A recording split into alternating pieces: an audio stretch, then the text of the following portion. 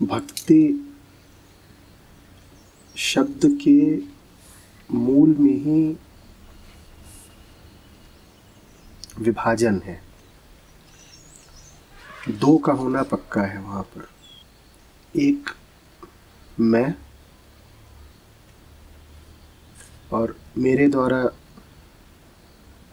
रचा गया पूरा संसार, और दूसरे तुम। जो पहला है, इसके केंद्र पर मैं बैठा हूँ और इसका पूरा संसार मेरा है। संसार में जो भी कुछ मैं पाता हूँ, करता हूँ, जहाँ भी जाता हूँ, वो सब मुझे केंद्र में रख करके होता है। और ऐसा है भी। आप अपनी दुनिया को देखें तो आप कहीं जा रहे हैं, ये आपका निर्णय है। आप कहीं दूर जा रहे होंगे, लेकिन जा तो आप ही रहे हैं। आप किसी दूसरे से मिल रहे होंगे, लेकिन मिलने वाले आप ही हैं। उससे मिलने से आपका केंद्र नहीं मिट गया, न परिवर्तित हो गया। आप कुछ पढ़ रहे होंगे, पढ़ने वाले आप ही हैं। पढ़ करके आपने अपना ही ज्ञानवर्धन कर लिया। भक्ति का अर्थ है इस संसार को देख लेना और समझ जाना कि ये जो दुनिया है जिसके केंद्र पर मैं बैठा हुआ हूँ, इसमें मुझे चैन मिल नहीं रहा है। और चैन चूंकि मिल रहा नहीं है, इससे ये सिद्ध हो जाता है कि चैन जैसा कुछ है ज़रूर, न होता तो उसका अभाव मुझे इतना अखरता क्यों। किसी की कमी अगर इतना सताती हो तो इतना तो पक्का है कि कुछ होगा ज़रूर। जो ना हो उसकी कमी हो ही नहीं सकती।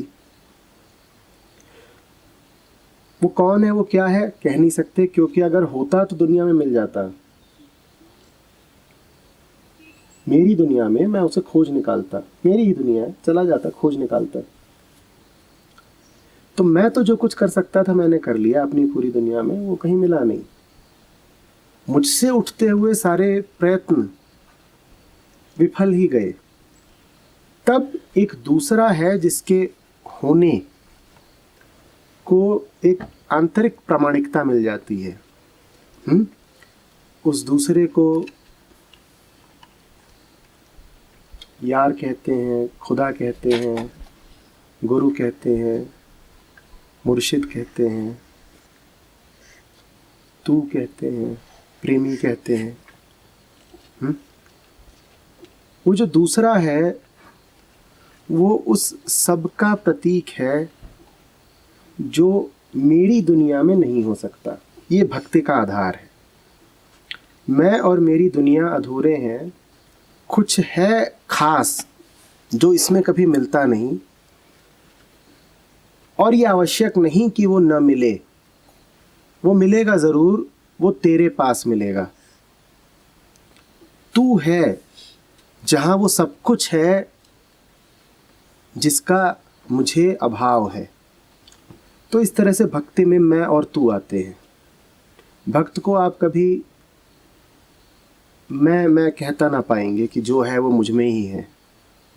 वो हमेशा तू की भाषा बोलेगा। मैं को लेकर के तो बड़ा विनीत हो जाता है। वो कहता है मैं से संबंधित तो सब देख लिया और कुछ खास पाया नहीं। इधर तो जो था सब तलाश लिया और कुछ खास पाया नहीं। इसका मतलब ये नहीं कि पाऊंगा नहीं, पाऊंगा, अब तुझ में पाऊंगा। तो अब मैं से हटकर इस तू पर आते हैं। ये तू क्या हुआ? पहली बात तो ये तू काल्पनिक नहीं है, क्योंकि कल्पनाएं तो सारी मैं की होती हैं। कल्पनाओं में मिलता होता तो मैंने कम से कम कल्पनाओं में ही पा लिया होता। कल्पना भी तो किसी की होती है ना। ये तू कुछ ऐसा है, ये शांति कुछ ऐसी है जो कल्पना में भी सिद्ध नहीं होती। कल्पनातीत है। दूसरी बात, ये तू मैं की दुनिया का तो नहीं है, पर फिर भी मैं के बहुत करीब है। मैं के संसार का नहीं है, पर फिर भी संसार से ज़्यादा पास है मैं के। मैंने इतना बड़ा संसार रच लिया है अपने चारों ओर, घिरा हुआ है उससे, लेकिन ये संसार वास्तव में उसका होता तो मैं कलपता क्यों? तो ये जो तू है, ये बड़ा करीबी है मैं का, करीबी है लेकिन मैं ही नहीं है, एक ज़रा सी दूरी है। तो इसीलिए उसको नाम दिया यार। यार कौन? जो बहुत करीब है तुम्हारे लेकिन फिर भी ज़रा सी दूरी है। बड़ा शुभेच्छु है तुम्हारा, जितना चाहो उतना पास आ जाएगा, लेकिन फिर भी ज़रा सी दूरी है। इसीलिए नाम दिया गुरु का। बिल्कुल करीब है तुम्हारे, बिल्कुल तुम्हारे जैसा है, लेकिन फिर भी ज़रा सा अलग है। तो उसको मैं नहीं कह सकते, कहना तो तू ही पड़ेगा। बड़ी आत्मीयता से बोलेंगे, बड़े अपनेपन से बोलेंगे, लेकिन फिर भी कभी ये नहीं कह पाएंगे कि तुम बिल्कुल हम हो। ये भी नहीं कह पाएंगे कि तुम बिल्कुल हमारे जैसे हो, और ये भी नहीं कह पाएंगे कि तुम हमसे बिल्कुल जुदा हो, कुछ और ही हो। तुम न बिल्कुल हम हो और न ही तुम हमसे बिल्कुल विलग हो। तुम हमारे जैसे होते हुए भी हमसे ज़रा भिन्न हो, तुम बहुत करीब होते हुए भी हमसे ज़रा दूर हो। इसलिए यार कहा। गुरु को भी इसीलिए सेतु कहा गया है। एक तरफ तो वो बिल्कुल हमारे जैसा होता है, उसके साथ आप पूरे तरीके से आइडेंटिफाई कर सकते हैं। आप अपने आप को पूरा पूरा उसमें पाएंगे। आपके पास जो कुछ भी है वो उसके पास भी है। शरीर वहाँ भी पाएंगे आप, मन वहाँ भी पाएंगे। तो उसके साथ नाता बनाना सरल है। लेकिन सेतु के दूसरे छोर पर वो ज़रा अलग है आपसे। एक तरफ तो पूरी तरह आपके जैसा है, दूसरी तरफ उसमें कुछ ऐसा भी है जो बिल्कुल पराया है, अनजाना है, जिसको आप बिल्कुल नहीं जानते।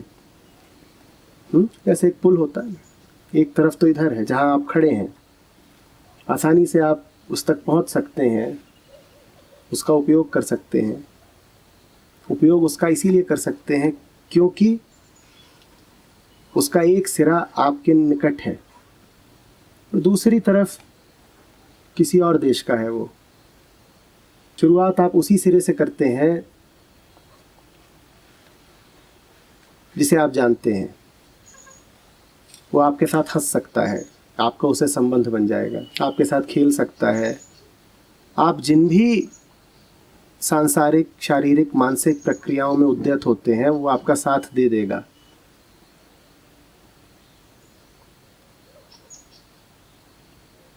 और जब आप उतरेंगे उन सब प्रक्रियाओं में उसके साथ, तो आप पाएंगे कि धीरे धीरे वो आपको कहीं और लिए जा रहा है। खेलना शुरू किया था आपके साथ, ऐसा लगा था साधारण खेल है। बातचीत शुरू की थी आपके साथ, ऐसा लगा था साधारण बातचीत है। वो साधारण बातचीत शनै शनै शब्दों के पार चली जा रही है। ये क्या हुआ?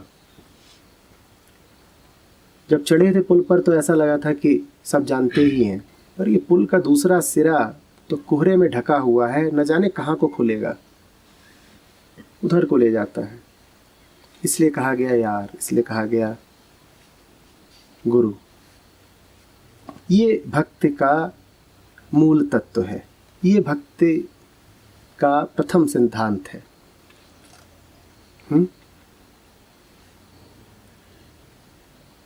जितने अवगुण हैं वो मुझ में हैं, मैं में, और वो सब कुछ जो जीवन को मूल्यवान बनाता है, रसपूर्ण बनाता है, वो कहाँ है? तुझ में। तो भक्ति का जो ध्येय है वो है मैं का तू में मिल जाना, एक हो जाना, फना हो जाना। अंततः बस तू ही तू बचता है, मैं नहीं। भक्ति का ध्येय ही यही है कि मैं इतना करीब आ जाए तू के कि खो जाए उसी में। भक्त इतना करीब आ जाए भगवान के कि मिट जाए, भगवान ही भगवान बचे। अब इस रोशनी में देखिए कि क्या कह रहे हैं बुल्ले शाह। संसार में जितने भी तीर्थ रचे मैंने रचे, उन तीर्थों तक जाने का निर्णय भी मैंने किया। तो कह रहे हैं बुल्ले शाह फायदा क्या होगा? मैं देखता हूं कब मेरी सुविधा है, मैं तीर्थ चला जाता हूं। मैं चुनता हूं कौन सा मुझे प्रिय है, मैं उस देवता के सामने नमन कर देता हूं। समय मेरा, स्थान मेरा, सुविधा मेरी, तो कायम भी तो मैं ही रहा। और मैं का कायम होना ही तो कष्ट था। तो क्या फायदा होगा इस दुनिया में कहीं भी जाने से, भले ही वो कोई तीर्थ स्थल ही क्यों ना हो, जा तो मैं ही रहा हूं। ऐसे में वो किसी ऐसे का सानिध्य चाहते हैं जो हो ही ना इस दुनिया का, जिसमें कुछ ऐसा हो जिस पर मैं दावा ही ना कर सके। बाकी तो दुनिया में आप जहां भी जाएंगे आप उस पर दावा ठोक ही लेंगे। हज करके आएंगे, आप कहेंगे मैं हाजी हुआ, अहंकार बचा ही रह जाएगा। बुल्ले शाह कह रहे हैं कुछ ऐसा, कोई ऐसा चाहिए जो मेरी पकड़ में आए ही ना, जिसमें कुछ ऐसा हो जिस पर मैं कभी दावा न कर पाऊं, जिस पर कभी मेरी प्रभुता, मेरा बल न चले। इसलिए वो याद करते हैं अपने यार को, अपने मुर्शिद को, अपने जीवित गुरु को, क्योंकि जीवित गुरु पर आपका बस नहीं चलता। गुरु की लिखी हुई किताब पर भी चल जाएगा, गुरु की स्मृति में खड़े किए मंदिर पर भी आपका बस चल जाएगा, पर गुरु पर नहीं चलेगा। मैं तो चतुर चालाक होता है, मैं तो दुनिया को अपने अनुसार रचाता है, घुमाता है। इनायत शाह के सामने बुल्ले शाह ये ना कर पाएंगे। तो वो मैं के प्रभाव क्षेत्र से बाहर के हुए, जब सामने है गुरु तब आप केंद्र में नहीं रह जाते संसार के, अब वो केंद्र में है। मैं का तिलिस्म, मैं का कैदखाना, मायाजाल टूटता है, अचानक टूटता है, क्योंकि कोई ऐसा सामने आ गया है जिसमें गुरुता है, जो कहीं पर आपसे बढ़कर है, किसी और आयाम में है। आपकी खेल, आपकी चतुराइयाँ वहाँ चल ही नहीं पा रही, वो सब जान ले रहा है, वो पढ़ ले रहा है। कुछ ऐसा है उसमें जो आपके लिए अनजाना है और उसके लिए आप बिल्कुल जाने पहचाने हो। आप मन हो, मन चलता है ढर्रों पर, आप जो भी कुछ करते हो, कहते हो, गुरु उसको तुरंत पहचान जाता है, ताड़ जाता है। वो आत्मा है, आत्मा ज्ञेय, उसके तरीके, उसका चाल चलन आपको समझ ही नहीं आता, अबूझ पहेली की तरह लगता है। अब मैं राजा कैसे रह जाएगा? तीर्थ में मैं राजा रह सकता है, गुरु के सामने मैं राजा नहीं रह सकता। तो इस कारण बुल्ले शाह कहते हैं कि क्यों जाऊं वहां पे, वहां जाना तो व्यर्थ ही सिद्ध होगा।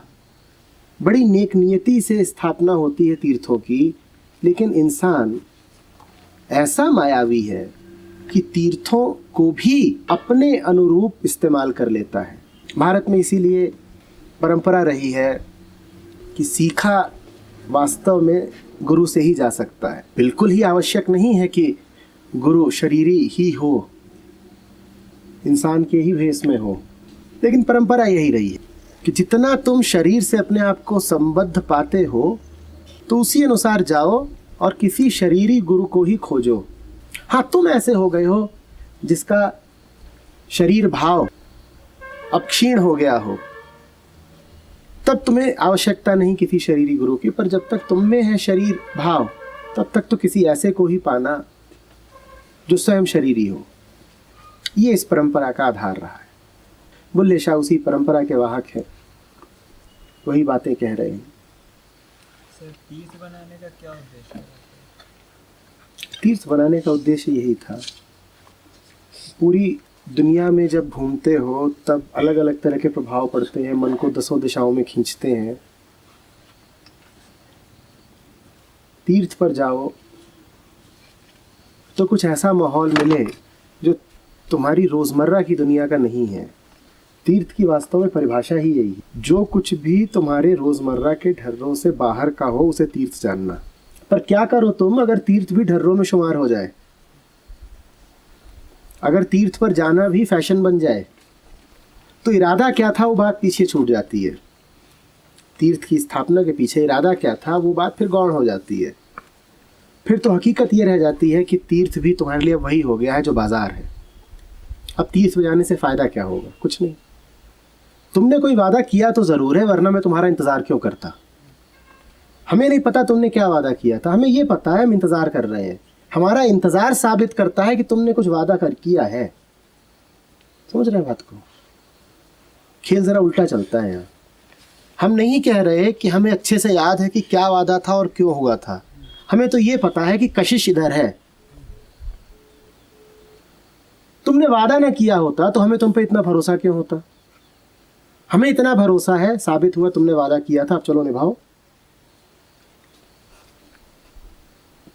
भक्त का तर्क कैसे चलता है ये समझना जरूरी है कि ये जो तुम या तू है ये पूरे तरीके से मैं के संसार से बाहर की बात है। मैं के संसार में जो कुछ है वो समय स्थान का पाबंद है, वो सोचा जा सकता है, उसकी बात की जा सकती है, उसकी कल्पना की जा सकती है। बाहर जो भी कुछ है उसके बारे में कुछ कहा नहीं जा सकता।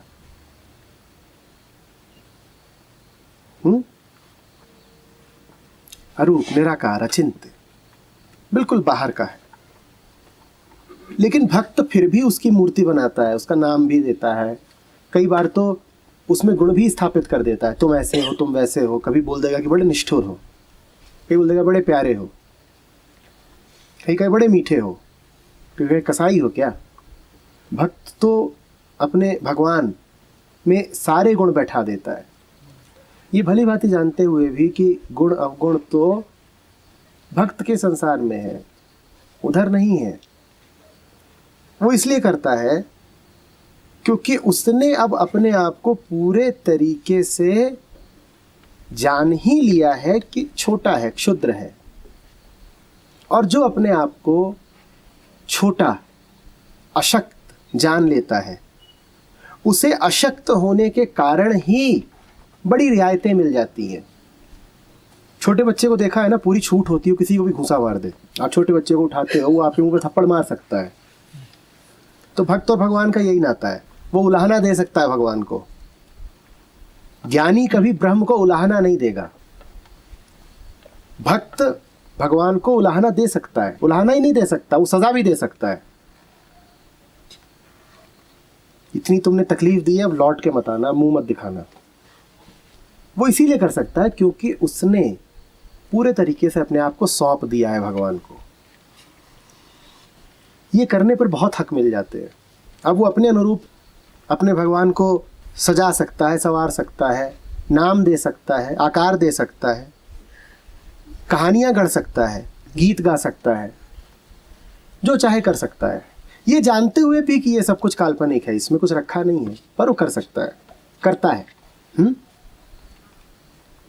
समर्पण का यही जादू है। जो झुक गया वो जीत गया, वो भगवान से भी जीत गया। फिर वो ये भी कहता है कि हम यहीं बैठे रहेंगे, तुम आओ, पाछे पाछे हरि फिरे कहत कबीर कबीर। हमें अभी ज़रा आलस आ रहा है, तुम आ सकते हो क्या गाड़ी लेके? होता है प्रेम में, ऐसे ही तो होता है। अब वो गाड़ी लेके चले जा रहे हैं पीछे पीछे, देखो मान जाओ, बैठ जाओ ना। पर कब होता है? कबीरा मन निर्मल भया जैसे गंगा नीर, सिर्फ तभी होता है। मन ऐसा साफ हो जाए, फिर भगवान भी भक्त के द्वार आते हैं।